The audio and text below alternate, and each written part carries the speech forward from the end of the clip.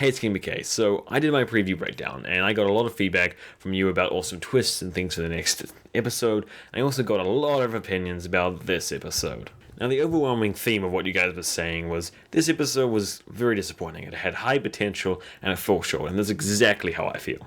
So when I did this review originally the first time, because this is the second time recording, I narrated it all out, I listened to it, I even edited it a bit, and I was like, nah, this is not what I want for this review. It was very repetitive, and it said a lot of the things that I was saying in every single scene, because I felt like they fall short. There was no great twist, there was no great fight scenes, and there was not enough boobs to fill in the between. So for this review, I'm going to change the structure a bit. I'm going to make it so I'm only going to pull out the bits that I have decent, worthy comments on, and talk about that a little bit more, rather than the whole thing. It may be a little bit shorter for a review, but I feel like that's the best we can do for this episode. Hopefully we can return to normal kind of reviews for episode 9 and 10. Okay, to break it down, it's Hound storyline.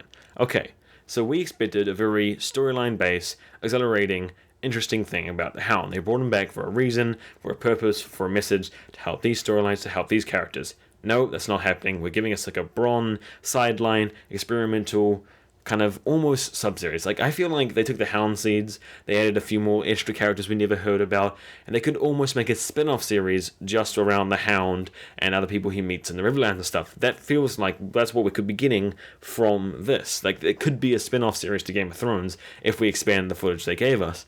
But instead, it's just part of Game of Thrones normally. And that's what made it so weird and not exactly what we were going for when we expected to see the Hound. Now, a lot of you guys were like spamming Kaglain Bowl hype in the comments, hashtag confirmed, and like that, and maybe it could still happen with him joining the Brotherhood and shit, but I really doubt it. I really, really doubt it.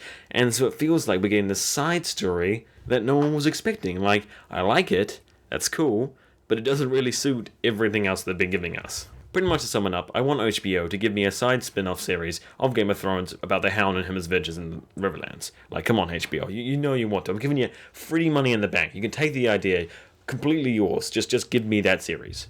Okay, to make Cersei stuff really quick, it's pretty much the same stuff we've been getting for the last ages of Cersei. She's progressively losing, she's getting more unstable with her mental state, she's getting betrayed by her son and her people and her peers, she's been pushed to psychology, and everyone around her knows that she's explosive, dangerous, and not someone they want to be associated or have any power. As I've been saying for ages, she's going to burn the city down. We may have to wait for Tommen to die before that happens, but if he does die, she has, no attachment to anyone there, and a lot of hate to go round. Okay, as I said, it's going to be short, let's go on to Meereen. Now, one thing I thought was really cool about the scene we got with Missandei, Grey Worm, and Tyrion was it felt exactly like a room with a whole bunch of people who have cultures that don't really associate well together. I gotta say, Meereen was the best part of this episode by far. I really like Tyrion, I really like Missandei, I really like Grey Worm, and the Dany twist at the end with Dragon on the Roof, hashtag Dragon on the Roof, was absolutely great. It was brilliant to know that I got that right. That was the main part. Me getting it right was the best part about it, but also her showing up was really cool as well. And with this Meereen dilemma, we also had this amazing parallel getting formed. So Meereen has the Masters coming in and they need help, so Yara's ships will come in and kind of come behind them. Benny will come in with her army and save the day, helping out Meereen. Then we had the same similar situation with Jon, with him coming in to fight Ramsay, and the Vale hoping to coming in to save his day. So both really cliche, saving the day kind of things, but I feel like Meereen's going to turn out really well, because Dany has this huge army and dragons, and the Greyjoy is coming in to help, then everyone's coming to help Daenerys. The north is cold, dark, and not as bright. So to sum it up, I really want Daenerys to be reintroduced to the storyline so she can be awesome again. Then I want her to meet Yara so they can have lesbian sex together on screen. Okay, Riverrun was this kind of tense and awkward situation where it was testing loyalty of soldiers and the loyalty of Brienne and Jaime, where they stand, the sides they choose on, the friendships between borders, whether you support this house or this house and who you truly loyal and follow behind. You can have friends, and these lines that we draw sometimes overlap. It had these cool themes and shit, but in the end it really didn't have that much to it because it was a pacifist theme, and I like that from the books and I like that from a cool moral standpoint, but it's not as exciting as a spectacle for the show, and that's what we expect. Not every scene can have Daenerys' tits just flopping in front of us, okay? That's just too easy for Game of Thrones to do. Of course, there was some faults that were run, like there's a lot of potential of what could have happened with the army in the situation there. There's a lot of potential that could happen with Blackfish's character, but it really just had to come to a close, and that's what the main part of this entire thing was for. It was bringing resolution to a conflict once and for all, not through war, not through blood, but by smart thinkers and negotiation. More like threats and scheming than negotiation, but either way, it still worked. So I want to talk about Arya's scene. So there were some ups and downs to this. Like, the ending was really nice. I really liked it, and it was cool. Like, the Arya plot is always amazing, always has this great stuff.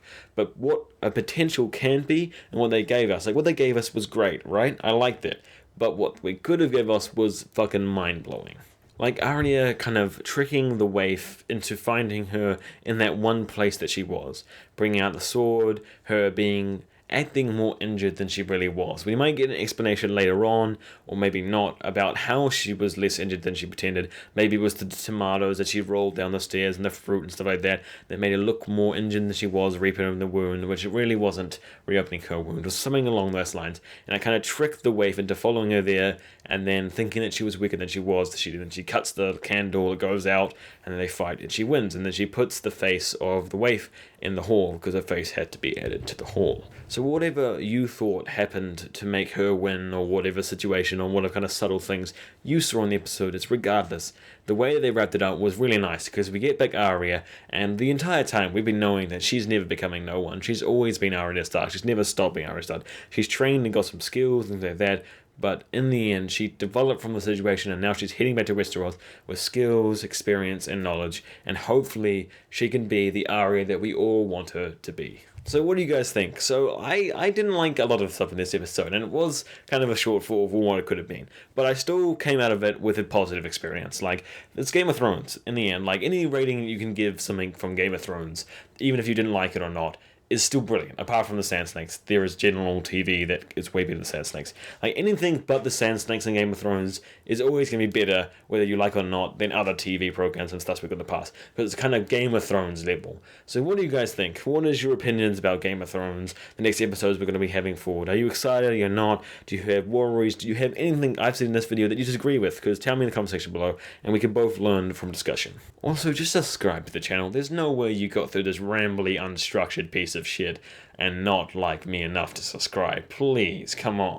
Either that or you're just torturing yourself. Either one. You should probably still subscribe anyway, because there's more torture coming up every single week, so subscribe to that. Just do it already. Just